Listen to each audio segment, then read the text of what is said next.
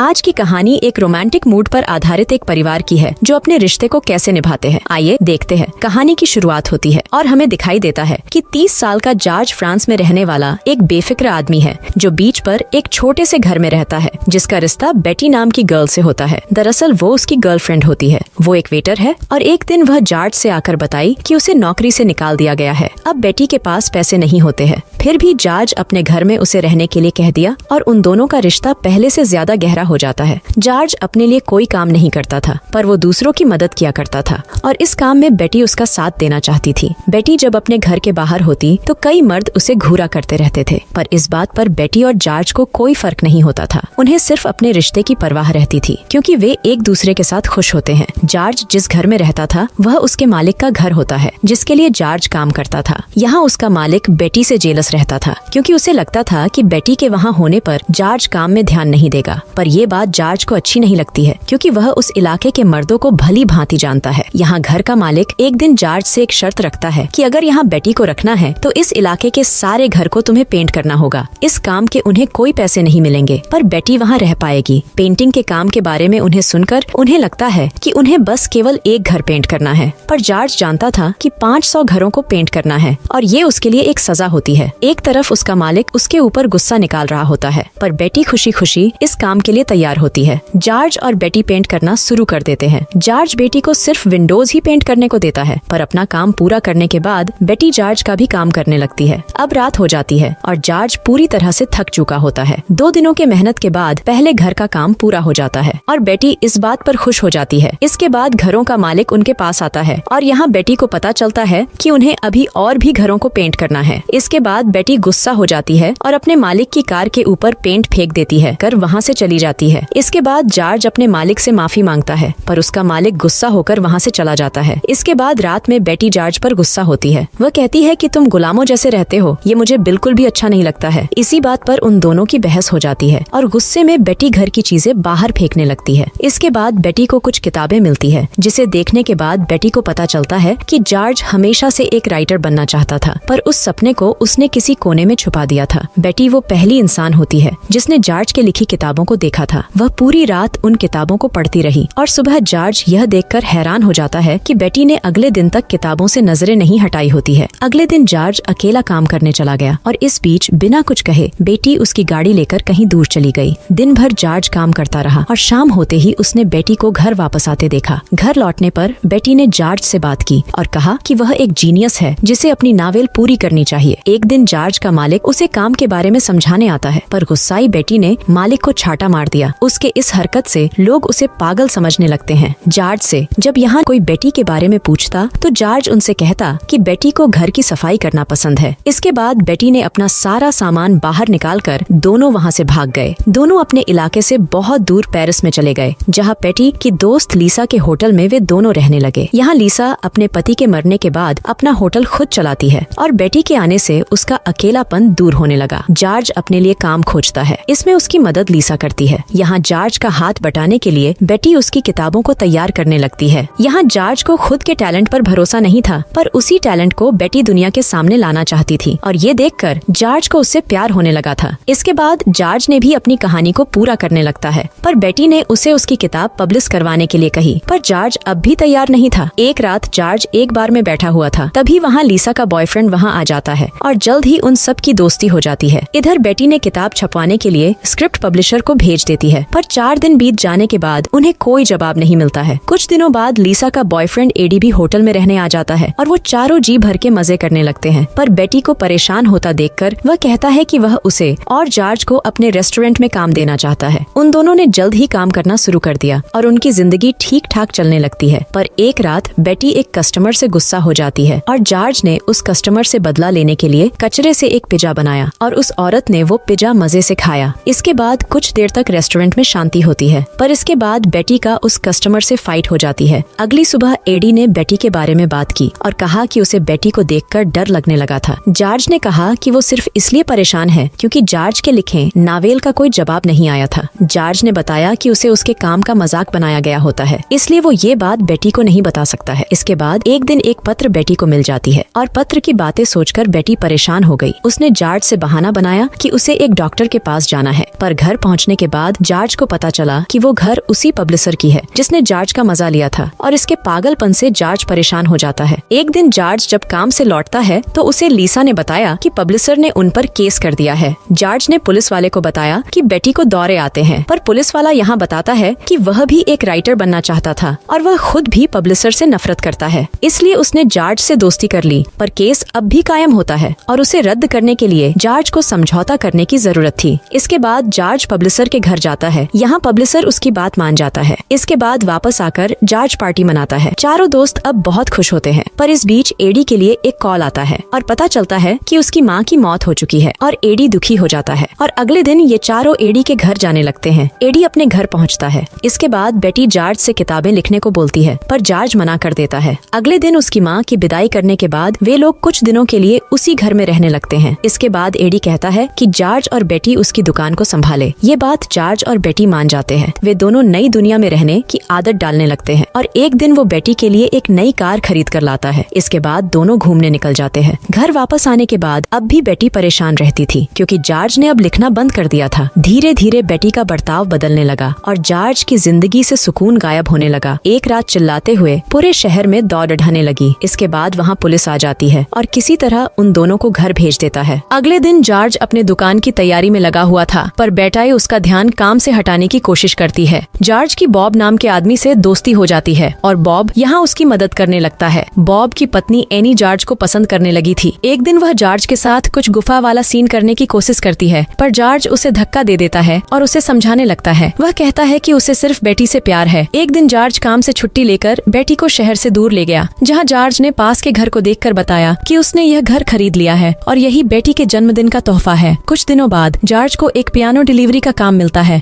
वह बॉब के साथ निकल जाता है। इसके बाद वापस आने पर बेटी ने बताया कि वह प्रेग्नेंट है। इस बात की खुशी मनाते हुए घर आने पर जॉर्ज को नींद नहीं आती है। वह फिर से लिखना शुरू कर देता है। वह पूरी रात लिखता रहा और अगले दिन वह अपनी किताब पब्लिशर को मेल कर दिया। घर लौटते वक्त वह बेटी और उनके होने वाले बच्चे के लिए कुछ ड्रेस लेकर आता है। वे दोनों बहुत खुश होते हैं, पर अगले दिन टेस्ट के बाद उन्हें पता चला कि वो प्रेग्नेंट नहीं है। वे दोनों दुखी हो जाते हैं। इसके बाद जॉर्ज दुकान पर आ जाता है। यहाँ बॉब जॉर्ज से कहता है कि बेटी पागल है, तो इस बात पर जॉर्ज बॉब पर गुस्सा हो जाता है। मगर घर आने के बाद जॉर्ज बेटी की हालत देखकर वह बुरी तरह परेशान हो जाता है। मगर अगले दिन वो उसे बेहतर महसूस कराने की कोशिश करने लगता है। बेटी अपनी जिंदगी और किस्मत से नाराज थी और वह हरदम गुमसुम सी रहने लगी। वह धीरे धीरे पागल होती जा रही थी। जॉर्ज बेटी को देखता है कि वह तेज बारिश में भीग रही है। वह कह रही थी कि वह चाहती है कि मरने के बाद लोग उससे मिलने आए। ये सुनकर जॉर्ज उसे खुश करने के लिए एक कार में ले जाता है और उसे पैसे दिखाता है, पर जॉर्ज भूल गया था कि पैसों से खुशियाँ नहीं खरीदी जा सकती। कुछ वक्त के लिए बेटी हंसने लगती है, पर वो उसकी असली खुशी नहीं होती है। दूसरे दिन जॉर्ज बेटी को समुंदर दिखाने ले जाता है। इसके बाद वे दोनों एक मेले में जाते हैं, जहाँ बेटी एक बच्चे को देखती है। जॉर्ज घंटों तक उसे खोजता रहा और आखिरकार वे दोनों उसे खिलौनों के दुकान में मिलते हैं। जॉर्ज किसी तरह लोगों से बचाते हुए बेटी को वहाँ से दूर लेकर चला जाता है। अब कई दिन गुजर जाने के बाद एक दिन जॉर्ज घर में देखता है कि बॉब घर में खून साफ कर रहा है और बॉब ने उसे बताया कि बेटी ने अपनी एक आंख निकाल दी है। हॉस्पिटल जाने के बाद जॉर्ज को पता चला कि वो अब ठीक है और सो रही है। कुछ वक्त बाद जॉर्ज अकेला बेटी से मिलने जाता है और इस हालत में वह उसे देख नहीं पाया। अगली सुबह जॉर्ज को एक कॉल आता है, जहाँ उसे बताया जाता है कि उसकी किताब पब्लिश की जा रही है। ये खुशखबरी देने के लिए जब जॉर्ज बेटी के पास जाता है तो उसे पता चलता है कि बेटी ने अपना दिमागी संतुलन खो दिया है। वो उसे इस तरह देखकर परेशान हो जाता है। तब डॉक्टर ने उसे बताया कि सदमे की वजह से ऐसा हुआ है। वो बेटी को घर ले जाने के लिए जिद करने लगता है और इसीलिए उसे हॉस्पिटल से बाहर फेंक दिया जाता है। यह सब होने के बाद भी जॉर्ज ने हार नहीं माना और भेस बदलकर वह हॉस्पिटल में घुस गया और बेटी के पास आकर बैठ गया। वह बेटी को इस हालत में देख नहीं सकता था, इसलिए उसे अंतिम किस करता है और हॉस्पिटल से निकलकर घर की तरफ चल दिया। और अब जॉर्ज बेटी की यादों के साथ अकेले घर में रहने लगा और बेटी के सपने को पूरा करने के लिए उसने किताब लिखना शुरू किया। इसके बाद कहानी समाप्ति होती है।